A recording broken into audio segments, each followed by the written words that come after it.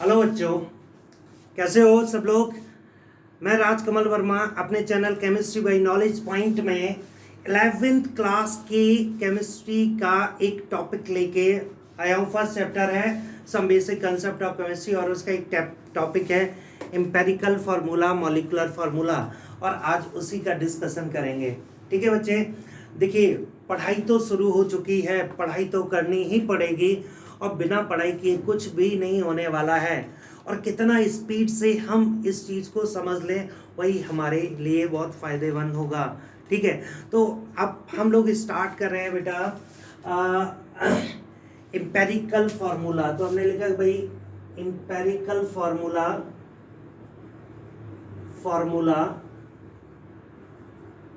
Molecular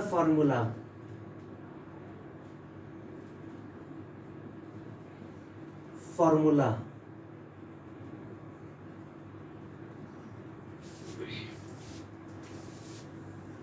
basically अगर हम बात करें तो ये आता है, एक पार्ट है केमिकल फार्मूला का। केमिकल फार्मूला क्या होता है? केमिकल फार्मूला बेसिकली ये जो केमिकल फार्मूला होता है इसको आप 3 टाइप में क्लासिफाई कर सकते हैं। एक होता है दैट इज मॉलिक्यूलर फार्मूला, एक होता है एम्पेरिकल फार्मूला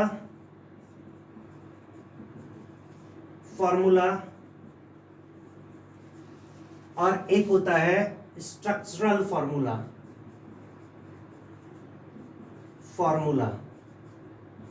क्लियर हो गया कि नहीं बेटा? अब ये 1 बाय 1 चेक करें।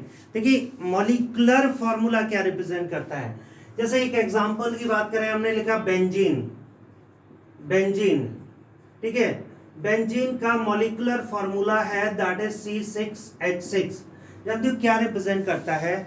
मॉलिक्यूलर फार्मूला रिप्रेजेंट करता है कि जो कंपाउंड है उसके एक मॉलिक्यूल में कितने actual number of atoms present हैं। मतलब आप सिंपली ये बता सकते हैं कि it represent the actual number of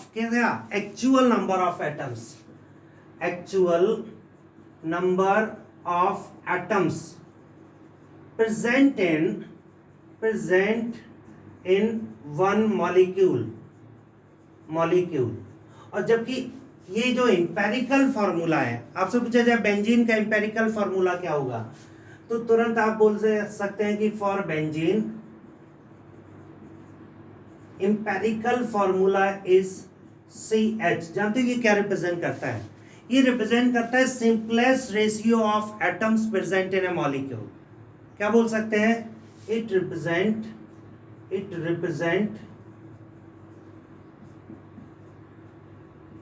simplest ratio of atoms in a molecule। ठीक है, तो देखिए बेंजीन का मॉलिक्यूलर फार्मूला है दैट इज C6H6 और वहीं इसका एम्पेरिकल फार्मूला बन गया दैट इज CH, यानी कि ये सिंपलेस्ट रेशियो को रिप्रेजेंट करता है। इसका स्ट्रक्चरल फार्मूला जो है बेटा बेंजीन का ही देखें तो हमने लिखा फॉर बेंजीन स्ट्रक्चरल फार्मूला। आप कुछ इस तरह से स्ट्रक्चर बना दीजिए। ठीक है, ये स्ट्रक्चर बन गया। तो हमारे पास में देखिए ये बेंजीन का स्ट्रक्चर है, तो क्या रिप्रेजेंट करता है? ये रिप्रेजेंट करता है structure of molecule. It represents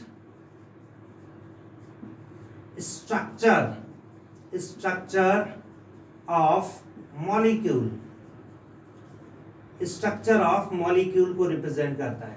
ठीक है, तो 3 तरह के फॉर्मूले हैं जिसमें हमें इस टॉपिक में ये चीजें पढ़नी है। ये केमिकल बॉन्डिंग में करते हैं स्ट्रक्चरल फार्मूला, स्ट्रक्चर बनाना केमिकल बॉन्डिंग में करते हैं। ठीक है बेटा, तो हमें 1 बाय 1 लेके चलते हैं। बच्चे पढ़ना बहुत ज़रूरी है, पढ़ना कैसे है ये चीज़ ज़रूर ध्यान रखना है। आप जब भी स्टडी करते हैं तो आप जैसे आज आपने ये टॉपिक पढ़ लिया तो इसके क्वेश्चन जरूर घर पे लगाएं। एनसीईआरटी उठाए, जो भी बुक है आप क्वेश्चन लगाइएगा, क्वेश्चन सॉल्व करिएगा, जरूर क्वेश्चन सॉल्व करेंगे। आपको लिए हम आगे असाइनमेंट भी प्रोवाइड करेंगे। एक हमारा चैनल है, एक हमारा ऐप है नॉलेज पॉइंट ऐप, जिसका हम लिंक इसी में देंगे, इस लेक्चर में नीचे डिस्क्रिप्शन में दे देंगे। आप उस पर क्लिक करेंगे तो वहाँ पर आपको असाइनमेंट भी मिलेगा, तो आप असाइनमेंट भी सॉल्व करें। ठीक है, आप सिंपली ऐप डाउनलोड करें, वहाँ जाकर असाइन स्टडी मटेरियल में हमने असाइनमेंट डाल रखा है और उसको सॉल्व भी करें। ठीक है बच्चे, तो हम जो डिस्कशन कर रहे हैं बेसिकली ये एम्पेरिकल फार्मूला। सबसे पहले आता कि डिटर्मिनेशन ऑफ एम्पेरिकल फार्मूला कैसे डिटरमाइन करते हैं। डिटर्मिनेशन ऑफ एम्पेरिकल फार्मूला, ठीक है, और क्या दिया जाएगा और कैसे डिटरमाइन करेंगे। देखो बेटा, कभी भी क्वेश्चन में एलिमेंट का परसेंटेज दिया जाएगा और आपको एम्पेरिकल फार्मूला डिटरमाइन करना पड़ेगा, फिर मॉलिक्यूलर फार्मूला डिटरमाइन करना पड़ सकता है। तो चलिए चेक करते हैं। जैसे एक क्वेश्चन लिया, क्वेश्चन है कि इन अ कंपाउंड एक क्वेश्चन दिया गया है, एक कंपाउंड में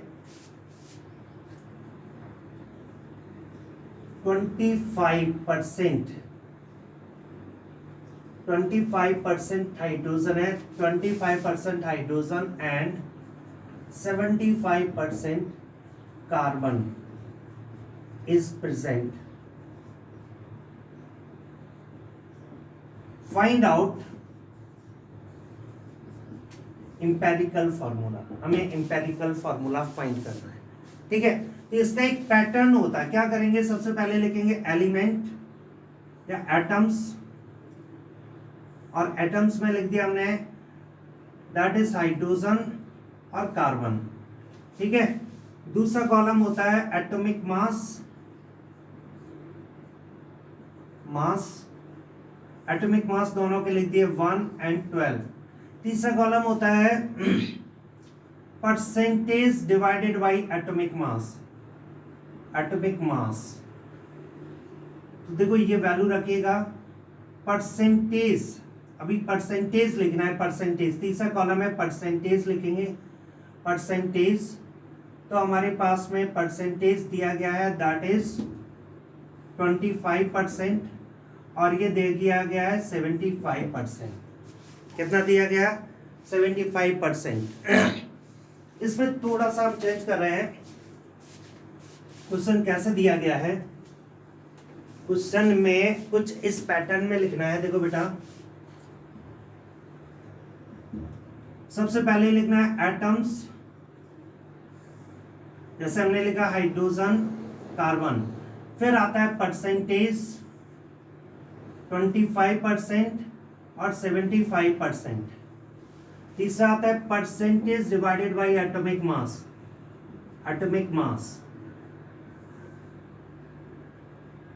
25 डिवाइडेड बाय 1, 75 डिवाइडेड बाय 12। इस तरह से ऑप्शन रिप्रेजेंट करेंगे। एटॉमिक मास लिखना चाहो लिख लो, कॉलम डाल सकते हो, नहीं तो आप डायरेक्ट यूज कर सकते हैं। अब ये जो वैल्यू आती है, इसके बाद आता है सिंपल रेशियो। इसके वैल्यू चेक करो, ये कितना आ जाएगा 25 6.25। सिंपल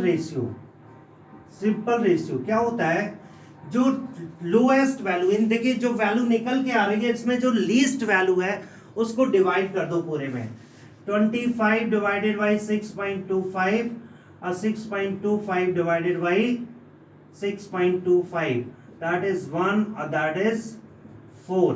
तो बेटा देखो ये जो रेशियो आ रहा है, एक होल नंबर रेशियो भी आ रहा है और एक सिंपल रेशियो आ रहा है, तो यही रिप्रेजेंट करता है। इसका मतलब हमारे पास में कार्बन कितना होगा, आप बोल सकते हो कि हाइड्रोजन तो 4 है और कार्बन 1 है, तो या फिर ऐसे लिख दो CH4। Empirical formula is equal to CH4। Clear हो गया कि नहीं बेटा, इस तरह से करना है, बहुत सिंपल है। इसी तरह से आप क्वेश्चन बना सकते हैं। अभी हमने एक क्वेश्चन लिया हुआ है, और क्वेश्चन भी लेते हैं, एक क्वेश्चन और लेते हैं हम।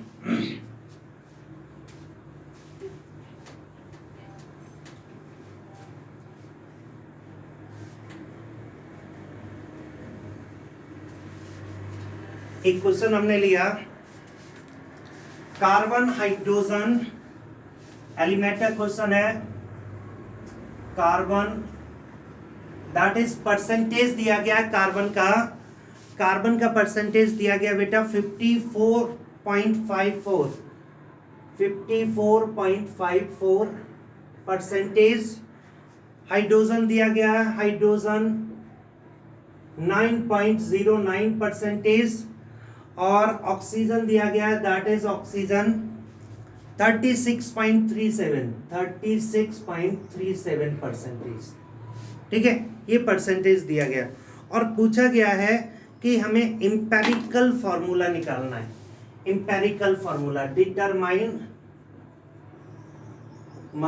EF। अब ब्रैकेट में दे दिया कार्बन 12, हाइड्रोजन 1 और ऑक्सीजन 16, ये दे दिया गया इनके एटॉमिक मास। ठीक है, हमें इंपेरिकल फॉर्मूला निकालना है। बिल्कुल सेम पैटर्न पे अप्लाई करेगा। सबसे पहले हमने क्या लिख दिया, एटम्स। तो अब यहाँ 3 एटम है, क्या क्या है, दैट इज कार्बन और हाइड्रोजन, और यहाँ पर हमारे पास में है ऑक्सीजन। इनका परसेंटेज देखेंगे, परसेंटेज तो बेटा परसेंटेज कितना दिया गया 54.54, और दैट इज हाइड्रोजन का 9.09 और ऑक्सीजन दिया गया 36.37, ये वैल्यू दी गई है। अब देखिए नेक्स्ट स्टेप, जो हमने स्टेप बताया था बस उन्हीं को फॉलो करना है। नेक्स्ट स्टेप आता है percentage divided by atomic mass. ठीक है, इसे नंबर ऑफ मोल्स भी कहीं पे रिप्रेजेंट कर सकते हैं, तो ये हो जाएगा 54.54 डिवाइडेड बाई 12, 9.09 डिवाइडेड बाई 1 और 36.37 डिवाइडेड बाई 16। और ये जब वैल्यू सॉल्व करेंगे तो ये आएगा, ये वैल्यू आएगी 4.53 और 9.09, और ये जो वैल्यू आएगी 2.27। अब हमें निकालना है सिंपल रेशियो। तो सिंपल रेशियो बेटा, सिंपल रेशियो कैसे निकालना है, कैसे सॉल्व करेंगे, तो इसके लिए आता है कि इनमें से जो ये percentage divided by atomic mass निकाला है, इसमें जो लीस्ट वैल्यू है, कौन सी लीस्ट वैल्यू, इसको डिवाइड कर दीजिए सभी में। लीस्ट वैल्यू तो ये है 4.53 डिवाइडेड बाई 2.27, 9.09 डिवाइडेड बाई 2.27 और 2.27 डिवाइडेड बाई 2.27। लीस्ट वैल्यू से हम क्या करेंगे, डिवाइड करेंगे। तो ये देखिए ये वैल्यू आ रही है अप्रोक्सीमेट 2, और यहाँ से वैल्यू आएगी अप्रोक्सीमेट जाके 4। हमने अप्रोक्सीमेट 4 कर दिया और ये वैल्यू क्या आ गई, 1 आ गई। तो हमारे पास जो एम्पेरिकल फॉर्मूला बनेगा वो क्या बनेगा, C2H4O। एम्पेरिकल फॉर्मूला क्या बनेगा, C2H4O। ये आ गया एम्पेरिकल फॉर्मूला, यही सिंपलेस्ट रेशियो है। ठीक है बेटा, अब यहीं से इसी क्वेश्चन से लेकर हम आगे हम बता देते हैं मॉलिक्यूलर फॉर्मूला कैसे डिटरमाइन करते हैं। तो यहां से हमने लिख दिया determination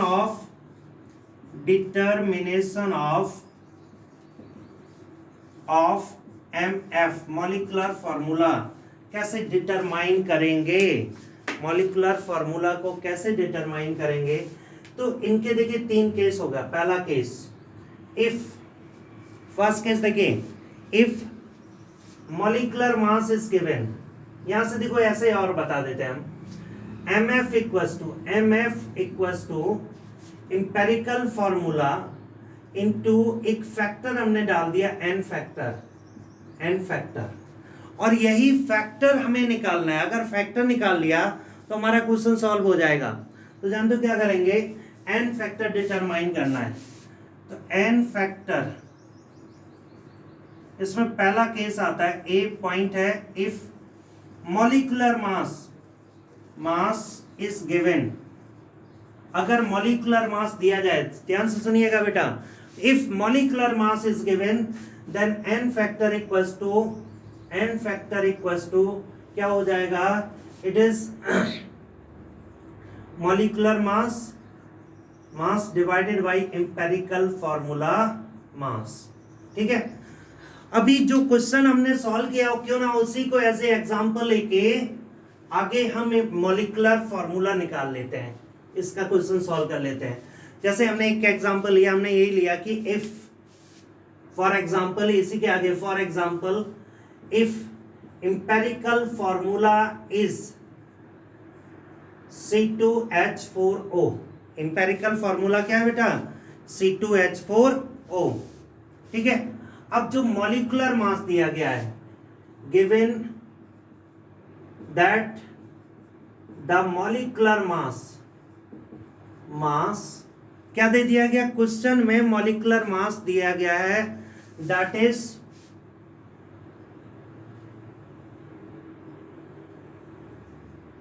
molecular mass is given 176 equals to 176.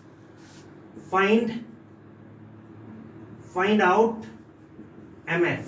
क्या निकालना है बच्चे? मॉलिक्यूलर फॉर्मूला निकालना है। तुरंत आप देखो, अरे मॉलिक्यूलर मास दिया गया है क्वेश्चन में, सॉल्यूशन करते हैं कि भाई molecular mass is equals to 176 और एम्पिरिकल फॉर्मूला मास क्या होगा? एम्पिरिकल फॉर्मूला मास, तो बेटा देखो 2 कार्बन है, 2 into 12 plus 4 into 1 plus 1 into 16, तो यहां से सॉल्व करें 24, 28, 44, कितना आ जाएगा? दैट इज 44 आ जाएगा। अब एन फैक्टर क्या हो जाएगा बेटा? N factor equals to mm divided by empirical formula mass, और that is 176 divided by 44, तो ये आ गया 4। इसका मतलब mf क्या होगा? mf होगा बेटा, mf equals to ef into n फैक्टर, और ef का जो वैल्यू दिया गया C2H4O into n factor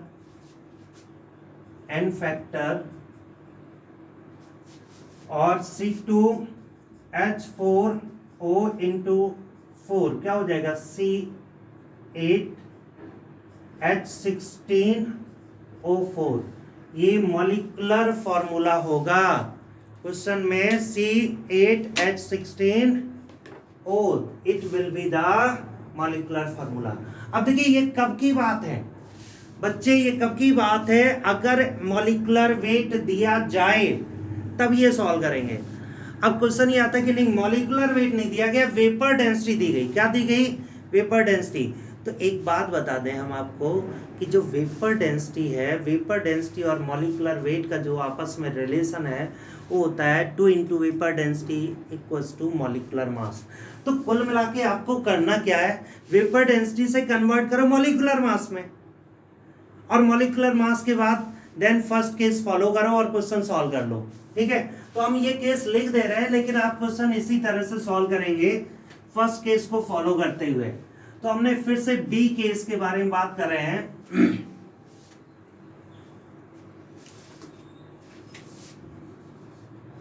if B point है, if vapour density is given then molecular mass equals to 2 into vapor density।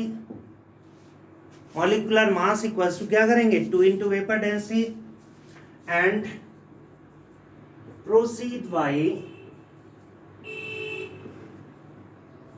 case 1, case A। molecular mass से के case को लेकर फिर आप क्वेश्चन को प्रोसीड कर दीजिए।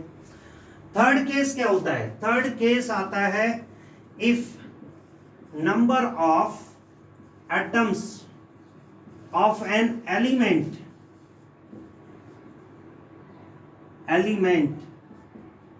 in MF are given। तो जानते हो क्या होगा क्वेश्चन में? अगर नंबर ऑफ एटम दिए जाएं एमएफ में तो क्या होगा? तो यहां से जानते हो आप क्या करेंगे बेटा? यहां से करेंगे n factor equals to number of atoms of given element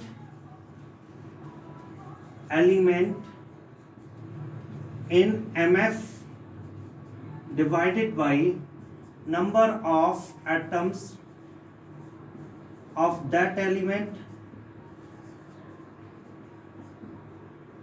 in empirical formula. ठीक है, जैसे फॉर एग्जांपल हमने इसी क्वेश्चन में EF दिया गया, EF इक्वल्स टू C2H4O और बोला गया देयर आर 8 कार्बन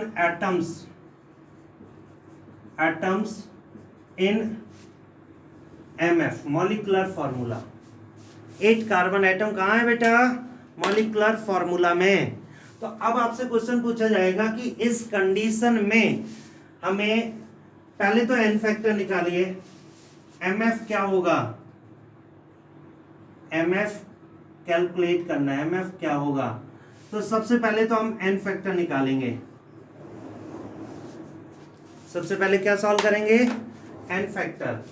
तो देखो n फैक्टर क्या होगा, n फैक्टर इक्वल्स टू क्या फॉर्मूला दिया गया, number of atoms of given element in molecular formula दिया गया 8 carbon atom 8।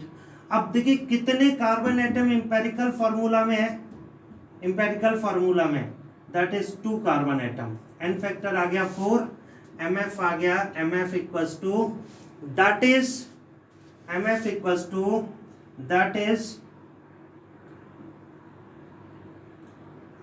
C2H4O into n factor 4। तो क्या हो गया, दैट इज C2H कितना हो जाएगा, that is equals to C8H16 और O4। हमारे पास ये फॉर्मूला आ जाएगा। क्लियर हो गया? इस तरह से करेंगे बच्चे, ठीक है। तो एक क्वेश्चन और हम दे रहे हैं जो कि आप सॉल्व करेंगे और हमें आंसर कमेंट सेक्शन में आंसर देंगे।